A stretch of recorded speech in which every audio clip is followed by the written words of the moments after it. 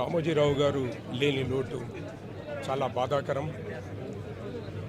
ఈరోజు ఆయన తెలుగు రాష్ట్రాల్లో తెలుగువారి కీర్తి ప్రతిష్టలను ఉన్నత స్థానాలకు చేర్చినటువంటి మహోన్నతమైన వ్యక్తి కాదు, ఆయన ఒక వ్యవస్థ.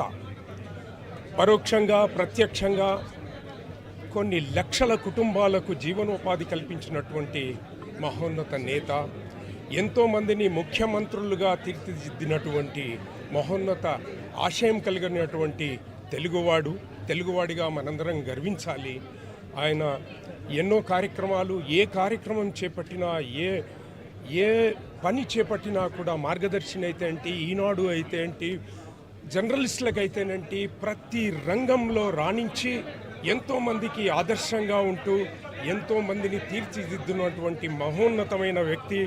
ఆయన వ్యక్తి కాదు, వ్యవస్థ. అందుకని ఆయన ఈరోజు లేని లోటు చాలా బాధాకరం. తెలుగు వాళ్ళందరూ జీర్ణించుకోలేకపోతున్నారు.